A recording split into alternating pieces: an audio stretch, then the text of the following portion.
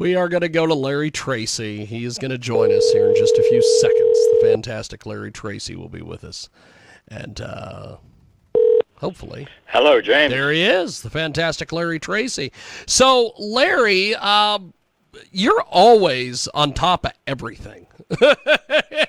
You seem to know a little bit about everything. What is the latest going on that you want to speak about this week, my friend? Well, I think the rally this week of the pro-Israeli people on the mall, they're calling it the largest Jewish rally. I think it is the largest rally we've ever had. I've never seen a crowd like that on the mall. But there's another side to it, James. Yesterday on the radio here in Washington, a fellow was interviewed who had brought had organized 1,000 people, Jewish people and others in Detroit. And they came to Dulles, and they had already contracted with a bus company. And the bus company didn't show up because the drivers refused to drive the Jews. Now that is wow. a disgrace. What and a it is deal. also illegal because these bus companies are interstate. They are regulated that way. The drivers have professional licenses to allow them to travel that way. They should be called to task. Those companies should lose their contracts, their ability. The drivers should also never be allowed to drive again. And apparently there were some other instances as well. This is the one fellow that was on that I heard talking. His name was Kaufman from Detroit. That is an absolute disgrace. But there's another problem too. I just saw on email that a Reuters poll shows that support for Israel is slipping and support for a ceasefire is increasing. That's this compassion that the American people have. Oh, we're killing far more. The Israelis are killing far more Palestinians than Hamas killed Jews. Well, that's not the way to look at it. And I think that I hope that Biden holds firm. The Democrats do. At the mall the other day, you had Chuck Schumer and the Democratic House leader. I've just slipped his name slipped my mind now, and Johnson, the new House Speaker, all together on there. Schumer is Jewish, and certainly he has that certain loyalty. I just think that there's a possibility that perhaps those hostages, one was found dead today, maybe are not going to make it out. But the idea of giving Hamas a break by having a ceasefire, where they've already said they're going to do it again and again and again. And that's why the Israelis are going after them to try and limit it, so they are eliminated completely. And the other here, I just keep going on a rant here. There have been reports that Jewish student groups were organizing with Jewish law firms to sue the universities because their rights have been violated under the Civil Rights Act of 1964. I want to see those suits come out where those universities are sued to the maximum on it. They're already losing money from their donors, and now this would be the other way of doing it. They're getting money from Arabs as well. The university, the Ivy League schools. Let them depend on that if they want to. But I think there has to be this has to be a showdown right now with the Jewish population and the Christian and the Catholic population, working with them every step of the way. There. I've made my point, I think. That is awesome. It is Larry Tracy. I'm not neutral. Well, I'll tell you, we love you, Larry. Another deal that I want to talk about is this story that is sort of making the rounds that apparently, which I find this so strange, but apparently Biden has told some APEC leaders that Gavin Newsom will be the next president. Really? I haven't heard that at all. It is on the front of the Drudge Report, and I just find this amazing. It's from the Washington Examiner. Apparently, Biden stokes Newsom presidential buzz at an APEC event. President Joe Biden quipped about Gavin Newsom aspirations of on the sidelines of the Asia Pacific Economic Cooperation Conference, which, Jesus, no wonder they changed it to APEC. This is the conference that's taking place out in California? I believe so. He says, I want to talk about Gavin Newsom, Biden said Wednesday. I want to thank him. He's been one hell of a governor, and a matter of fact, he can be anything he wants. He can have the job I'm looking for. Well, maybe it's a little bit of Irish humor coming in, and because he keeps insisting he's going to be the candidate. And as you know, James, I've been saying for a couple of months, he's not going to be the candidate. I don't know who it will be. Probably Gavin Newsom. But they have a problem. What do they do with Kamala Harris? She's right in the middle. And therefore, this is my main conspiracy theory. Biden dies in office. He doesn't look healthy anyway. We've seen people fade quickly. And if he dies while president, she becomes automatically the president and the nominee in 2024. They can't drop her off. I think that Biden will, as the information continues to build up on the criminality of his son and his brother and himself, that he will find it convenient to, first of all, pardon all of those. A presidential pardon is absolute. There's no question about that. And then resign. If he keeps on going and he's defeated, then he can't very well. Of course, he could always write in the final days before January 20th, 2025, he could pardon them, because that would be it. But I don't think he will be the president, and I think the Democrats are really in a bind. And Donald Trump is leading in these polls. When the New York Times Siena poll came out, showed him ahead of Biden in all the states. Yeah, that's got to send a message.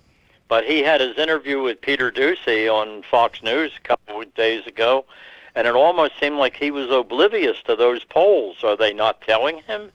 His remarks to Doocy were absurd about, I'm ahead in all these polls. So is he further gone than we thought? So that'll be it. But the idea that he's touting, that could be a little bit of a joke. He could be needling Newsom, because Newsom, has been shown walking in the back door of the White House while Biden was on a trip, and they were saying he was measuring the drapes for that. So, but that's a little on the strange side.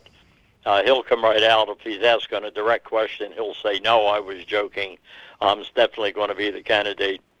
But all these third-party candidates coming out, Newsom, Manchin. No surprise that he decided he wasn't going to run. He was going to lose. He's tremendously behind Governor Justice, the Republican governor. So the fact that he resigns and now he's going to flirt with a president, that keeps him in the front pages of that and on interviews on television. If he just resigned and then said, I'm going back, sit on a rocking chair, and that'll be it, they wouldn't interview him anymore. So he's throwing out he'll be a third-party candidate. And Cornel West from Harvard, who'll grab some of the black vote. And then who's this woman ran before? Jill Stein. I don't know anything about her. She's going to run. But I think that and then, of course, RFK Jr., all of these candidates will draw votes from the Democratic candidate, whoever that happens to be. And the Trump people are just absolutely locked in to Trump. There's no question about that. They're not going to be tempted to vote for Manchin or anybody else.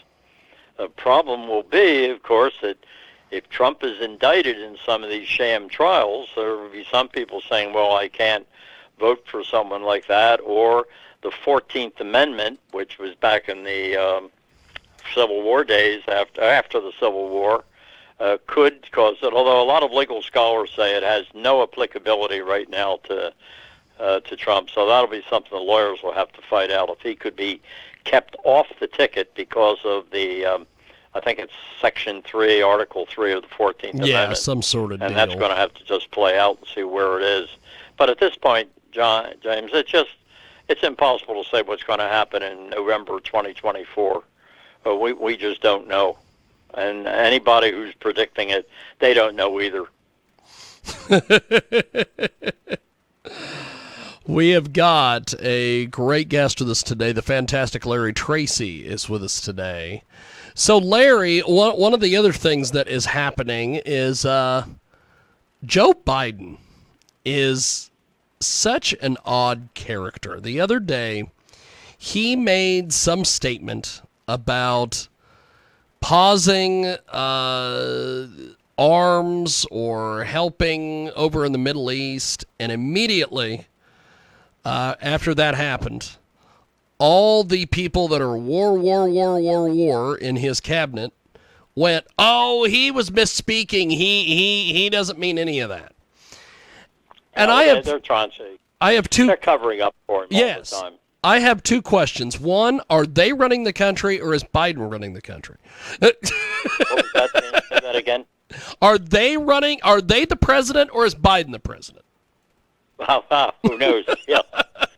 This is it. There's one other thing, too, I wanted to bring up. Yes. And I draw on my experience having been assigned to the State Department. All these State Department officers that are now criticizing Biden for supporting Israel, why would that be? It's a very simple explanation. There are about 8 or 9 Arab countries where we'll have 7 or 8 foreign service officers assigned there each year, and there's only one Israel. And when you're in an embassy, as I was in Bolivia, you tend to sympathize with the country. So you've got a lot of Arab specialists within the State Department who sort of lean towards the feelings of these countries and against Israel. And then you've got a relatively small group of foreign service officers who have been stationed in Israel, and they sort of sympathize that way. That's why some of these people are coming out and saying that we've got to stop supplying Israel with all the ammunition, and that's what they need more than anything else. So it wasn't surprising to me at all to find that there's a dissent channel report. The dissent channel is very powerful in the State Department. It's when people can go against the thinking of the higher ups without any problem.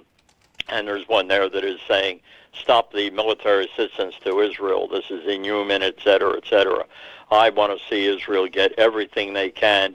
I also want to see Ukraine get everything it needs. Now, this is sort of a contradiction because we don't hear much about Ukraine right now. But I think if we cut back on Ukraine, Russia wins. If Russia wins, that's not good for the United States, and it's not good for the world. And now Biden is out in San Francisco, which, interestingly, isn't it, they cleaned it up for the Chinese dictator. But once he leaves, all those immigrants are coming back from Oakland, where they've been shipped over. The people in Oakland must be royally ticked off at this, that they've got all these people sent over there with their drug needles and everything. And San Francisco is like the old San Francisco. And once the delegates to the conference leave and Z leaves, they'll all come floating back, which shows what they think of the people of San Francisco. So there's an old Chinese expression, James. May you live in interesting times. We certainly do at this point. Well, another thing that happened with this Biden thing, which is, I immediately thought of you when I was talking with this individual, and they told me this. I immediately thought of you. I said, it doesn't look good for Joe Biden when he's sitting there and he's staring down at his papers and he looks disheveled and confused and all this. And I had a couple people tell me, they're like, he's not a good public speaker. And I'm like, how in the world did he get this far with being a bad public speaker? And I immediately thought of you. I don't agree with that. I've seen Biden before. He's been in the Senate since 1972. Yeah. All a senator does is stand up and make speeches and engage in debates. And I've seen Biden in person. I don't agree with the fact that he's not a good speaker. He has faded tremendously. Yes. And he does make mistakes. They always call him the gaffe king. He's always making those mistakes. But the idea that he's not a good speaker, no, he was a very accomplished speaker in most of his career. It's now that he is having difficulty. So and I know why you were thinking of me, because I train people in public speaking. Yes. Yeah. No, the Biden of old, I would give an A or an A+ to in his speaking. He's not a Ronald Reagan, but nobody is a Ronald Reagan. But he was a very, very accomplished speaker, and it's just now that he's such a bumbling fool. Yes. Well, before we let you go, Larry, how do we get in touch with you online? Social media and the websites. It'll just be that my book will be coming out in about probably about 3 weeks. I'm in the final editing process on it that way, and I'll open up a new website later on, and you'll be among the first to learn about that one. Fantastic. Well, Larry, but in the meantime, just every Thursday we'll have a chance, and any other time you want to talk. Definitely. Well, we will talk to you soon here. We won't do it next week because of Thanksgiving, but we'll be back the following week. Next week is Thanksgiving. Are we going to have it then? No. We will talk to you the 30th. So I will talk to you then, my friend. 30th. And who knows what will be happening on the 30th of November. Well, have yourself a wonderful holiday, Larry. I'll talk to you soon. Thank you, sir. Good enough. Okay, James. Appreciate it, my friend. There he goes. The fantastic Larry Tracy. We will take a time out, come back with more. Welcome back to our big broadcast. We are live, coast to coast.